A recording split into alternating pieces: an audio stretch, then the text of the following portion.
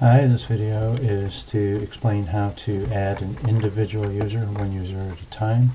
You've already logged in, you've selected the project that you want to add a user to, and have clicked the user tab to bring up this screen. And there's the add user. And anytime, for all of imapMyTeam, you're going to need several things. You're going to need an email for that person, their manager, and on the original ad, their manager's email, their name, and job title can be left blank. You will need to select a gender and always leave in search results checked. So this is for a completely new user who has not been in imapMyTeam at all, and so their first name is example 1, and their email is ssm.com. Their manager happens to be none available, which is the placeholder. However, you can pick any one, so let's pick Kim Fry. Don't need a title. Let's say this is female, and we hit next. And it's going to ask, because it has found that they don't have a Berkman ID, at least as best the system can tell. So you would say no, and then next.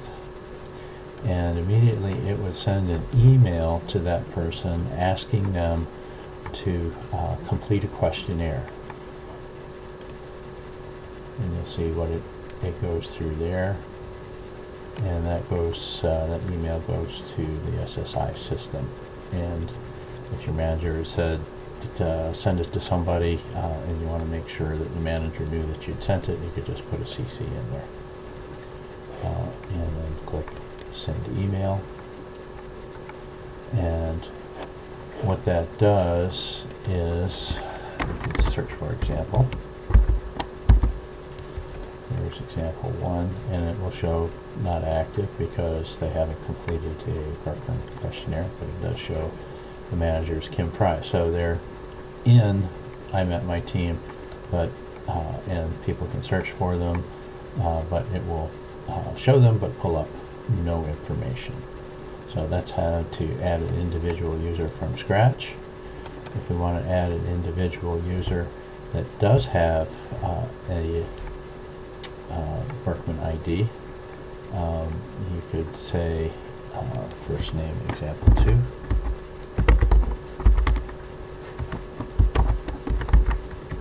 and email is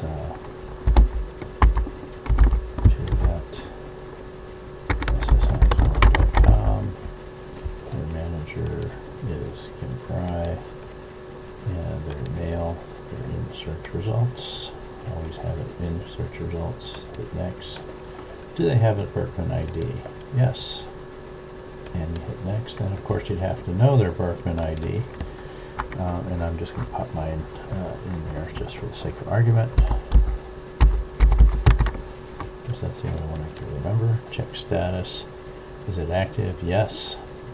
And sometimes you'll give an ID and it will say it's not active, even though you know it's a valid ID, or you could have mistyped the ID. So we'll get to that when we talk about problems to resolve. So there's 2 example. It shows that it's active. I've got full view to everyone, so anyone that could log in, they could see example 2, and the information would be based on that Berkman address. But notice that it didn't send them an email because they've already completed a questionnaire. So that's how the 2 cases where you can add an individual. Hang on for the next one.